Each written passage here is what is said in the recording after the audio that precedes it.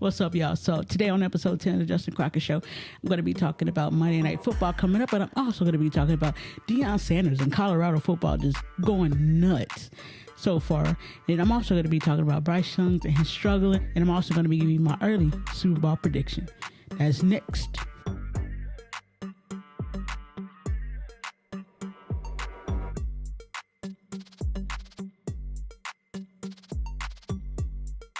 What's up, everybody? I know I've been gone for about 2 weeks. I had to take a little break, but I am back. And this is episode 10 of the Justin Crockett Show. Can y'all believe it? Episode 10. And today I am solo dolo. Solo dolo today, just me. But we do got some great topics to talk about. But before I get to that, if you guys noticed, my YouTube channel is now called Justin TV. And that's what I'm stick with, Justin TV. And I think it's a pretty good name. Let me know what you guys think about the name. I don't know. Before I get started with these great topics we have, make sure you guys tell your mama, sister, your brother about this channel so they could be supporting the channel as well. Make sure you support the channel just by hitting that subscribe button and giving it a like so that way YouTube knows it's a good video and channel. So let's get into my Monday Night Football predictions. Here we go. So Monday night, we're going to have a double header. First, we have the Eagles versus the Buccaneers, and then we have the Rams versus the Bengals. So let's go to the Eagles versus Buccaneers first. Let me talk about that. Let me give you my prediction of that game. Eagles versus Buccaneers. Now, let me just say this. Baker Mayfield has been playing out of his mind. Literally out of his mind, playing great for the Buccaneers. Buccaneers have actually surprisingly been a pretty dang on good team. They started 2-0, and I got to say, I did not see that coming for the Buccaneers. I did not see it coming, but surprisingly, they're 2-0. But then they're going against the Eagles, who are also 2-0, of course, Super Bowl runner-up. So the way I see this game going, I see the Eagles defense pressuring Baker Mayfield. I don't see Baker Mayfield playing as good as he did the first 2 weeks. I think the Eagles defense kind of rattles him a little bit. But I do see the Buccaneers defense not having such a good game against Jalen Hurts. I see Jalen Hurts, who hasn't had the best stats in the 2 games so thus far this season. I do see Jalen Hurts getting back on track and playing how he was playing last year. I do see him getting back on track and having a pretty dang on good game.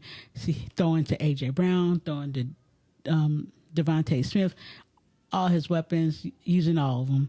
And I do see that the running back Swift also getting some carries a little bit, but I don't see Swift having the game like he had last week. But I do see the Eagles offense being pretty dang on good through the air. Just because the Buccaneers are a little bit banged up. They've always been banged up in their secondary for the most part. But one thing that does worry me, that Buccaneers offense, who has a bunch of weapons. But like I said, I don't see Baker Mayfield going. So I do have this game probably being closer than it should be because the Buccaneers are playing kind of out of their mind right now, along with Baker Mayfield. So I have the Eagles winning by 3. All right, so the next Monday Night Football game is going to be the Rams versus the Bengals. Now, the Bengals have the question of whether is Joe Burrow playing, is not Joe Burrow playing. I think that will kind of sway my picks if Joe Burrow's playing and if Joe Burrow's not playing. But I will say that the Rams have been looking pretty dang on good the first 2 games. They are 1-1. Rams looking pretty dang on good. They got that rookie wide receiver who's playing out of his mind, who has that great connection with Matthew Stafford. I think that's going to continue. I think that Rams offense is going to put up some numbers in this game. And on the Bengals side of it, no Joe Burrow. I'm going to predict that Joe Burrow probably doesn't play. He kind of sits this one out, just to be on the safe side, perhaps. But I guess if Joe Burrow does play, I do see him being limited somewhat. I think either way, if Joe Burrow does play or doesn't play, I do think the Rams are going to take this game by 3 points. by 3 points. I just don't see the Bengals playing well enough to win this game. The Bengals they're 0-2. They have not played well the first 2 weeks. They've been kind of out of it. I don't know what's going on with them, but I think they will turn around. But I think they should sit Joe Burrow this game, let him rest. And yeah, they're going to lose to the Rams, though. Now it's time to get into my Super Bowl prediction, or should I say my early Super Bowl prediction that I will revisit once Super Bowl comes around. I'm going to revisit this exact video and replay it just to see if I was right or wrong. But in my early Super Bowl predictions, the teams I have going, I'm going to start with the NFC. Now, the NFC, man, I think it's the NFC Championship game. It's going to come down to the Cowboys and 49ers. And I do see the 49ers beating the Cowboys. So the first team I have going to the Super Bowl is going to be the 49ers representing the NFC. Now, in the AFC, it's going to be a tricky one because you got all those good teams, but those teams are not playing as well as I thought they would. You know, some teams like the Bills, like the Chargers are not playing as well as I thought they would be at this point in time. But I do see the AFC Championship game coming down between the Ravens and the Chiefs. And I do see the Ravens taking that win against the Chiefs. So the Ravens are going to be representing the AFC in the Super Bowl. So it's going to be Ravens versus the 49ers in the Super Bowl, y'all. And with that game, with the Ravens and 49ers game, man, this is going to be a good game. But I do see that 49ers defense being too much for Lamar Jackson and company to handle. Lamar would do his best and run around, do his best to win the game for the Ravens. But I see Brock Purdy, Deebo Samuel, Christian McCaffrey, and that 49ers defense winning the Super Bowl this year I'm going to go by 10. 49ers win by 10 against the Ravens in the Super Bowl. And that's my Super Bowl prediction. Let me know who you think is going to Super Bowl this year down in the comments. And let me know what you think about my prediction of who's going to the Super Bowl down in the comments as well. All right, next topic is a topic that I really don't want to talk about, but I'm going to have to talk about it because it is one of my teams, man. My team, the Panthers, who are 0-2, have been struggling. So has the number 1 overall pick in Bryce Young. So that leads me to ask this question to you guys, and I'm going to answer it for myself. What the heck is wrong with Bryce Young? Now, to me, what I think is wrong with Bryce Young, there's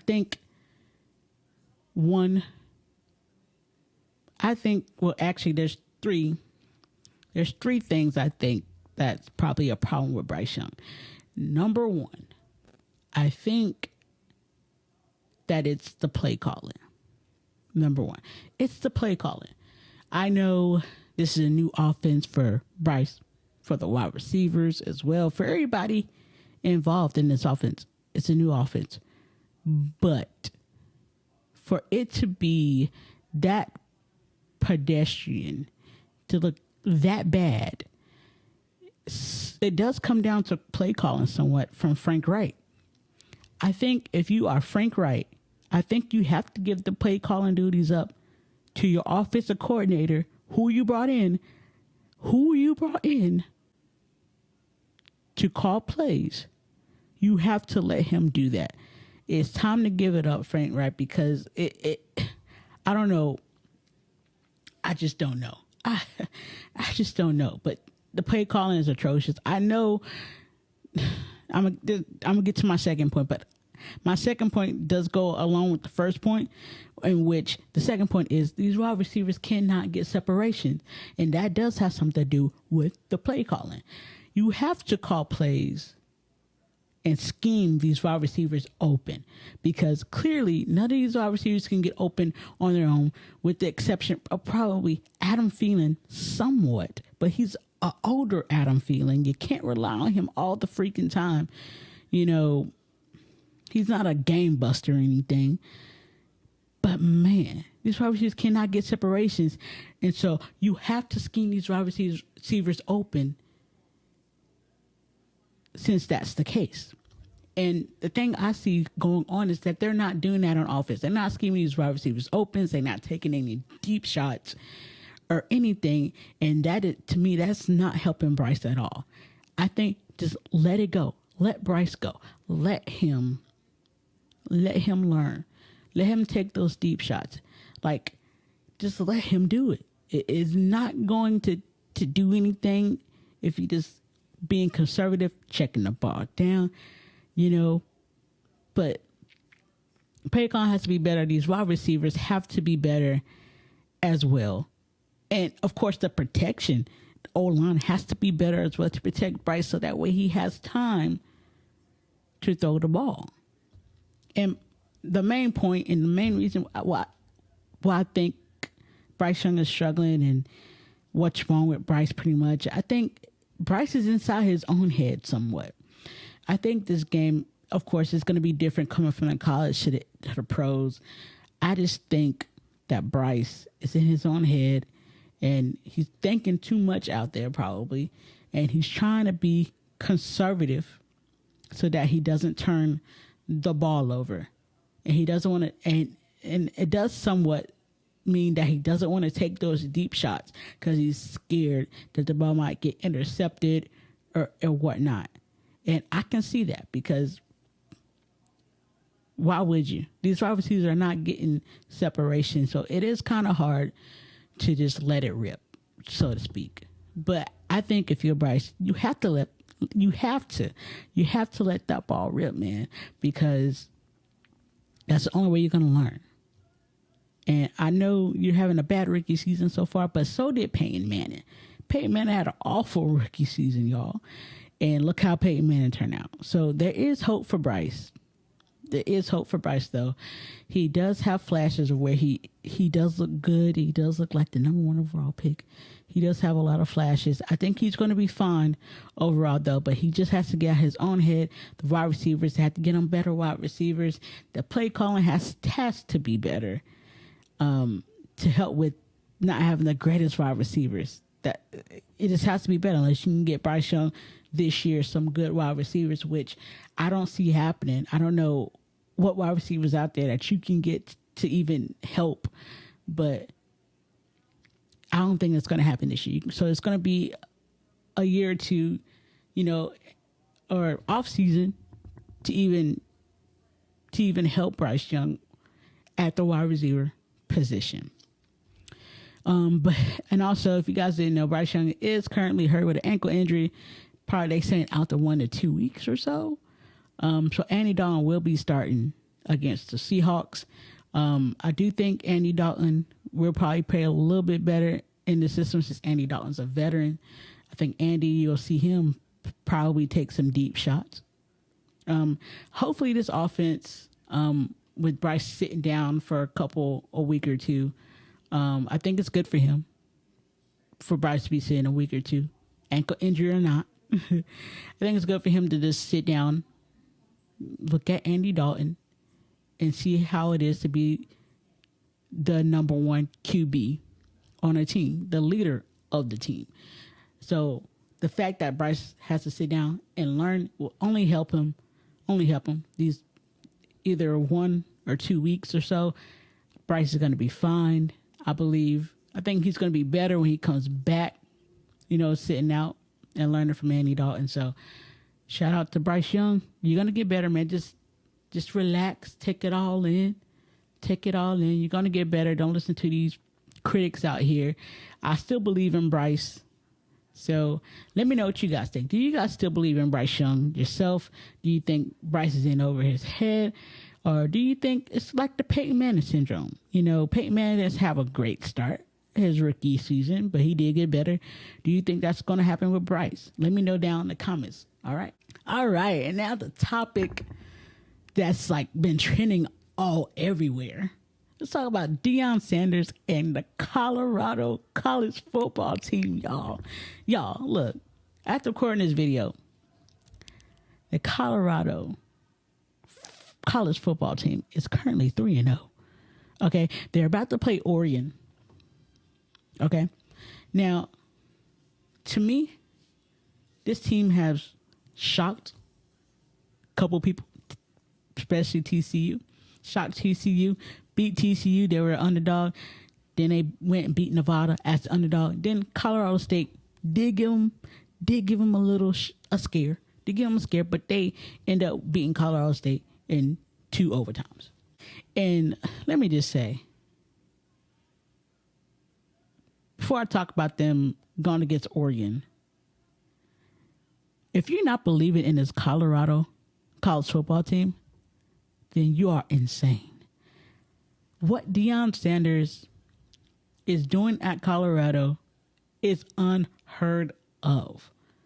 To come in your first year and take a team that was literally won one game last year. They won one game. And then this year, nobody believed that this team was even going to win 3 games. So for them to be 3-0 as I'm speaking to you guys is amazing. And they are defying the odds game in, game out so far. And I believe, man, if you're not a believer right now, then you're crazy. And now for this Colorado team going against Oregon, it's going to be a test. But that offense with Shedeur Sanders, Shedeur looks like a number 1 overall pick at the QB position. He is the truth. Shedeur is the truth. This kid is definitely going to go in the first round whenever he decides to go to the NFL. Like, he is that guy. Like, I want him to be my quarterback today.